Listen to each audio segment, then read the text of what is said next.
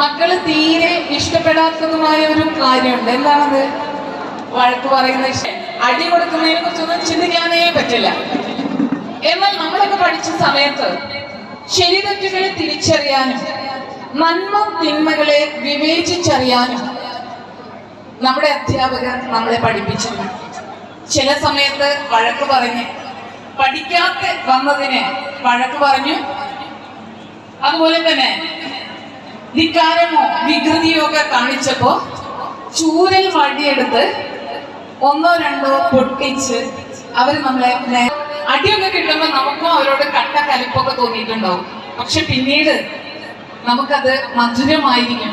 കാരണം തെറ്റുകളൊക്കെ ചൂണ്ടിക്കാണിച്ച് തന്നതുകൊണ്ടാണ് നമ്മളൊക്കെ വലിയ കുഴപ്പക്കാരല്ലാതെ ഇങ്ങനെ ജീവിച്ചു പോകുന്നത്. ഏകദേശം കഴിച്ചുകൊണ്ടിരുന്നതിന് ശേഷം മാത്രം മധുരം കിട്ടുന്ന ഒരു സാധനമുണ്ട്, നെല്ലിക്ക. വിദ്യാലയ ജീവിതവും ഏകദേശം അങ്ങനെ തന്നെയാണ്. പഠിച്ചുകൊണ്ടിരിക്കുമ്പോൾ നമുക്ക് പാഠഭാഗങ്ങളും അധ്യാപകരും അവരുടെ ശിക്ഷകളും പരീക്ഷകളും ഒന്നും ഇഷ്ടപ്പെടില്ല. പക്ഷെ അതെല്ലാം കഴിഞ്ഞ് കുറെ കാലം കഴിയുമ്പോൾ നമ്മൾ അതിന്റെ മാധുര്യം ഇങ്ങനെ അനുഭവിച്ചുകൊണ്ടേയിരിക്കും. ഇന്ന് നമുക്ക് കേൾക്കാം.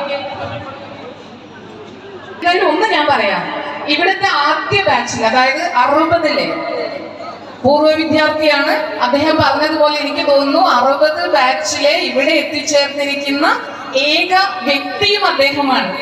ഒരുപാട് ആരോഗ്യ പ്രശ്നങ്ങൾ ഉണ്ടെങ്കിലും ഇതിൽ പങ്കെടുക്കണം എന്നുള്ള ആ എന്താ പറയാ, അത്രയും വലിയൊരു തോന്നലാണ് അദ്ദേഹത്തെ ഇവിടെ നമ്മുടെ കൂടെ എത്തിച്ചിട്ടുള്ളത്.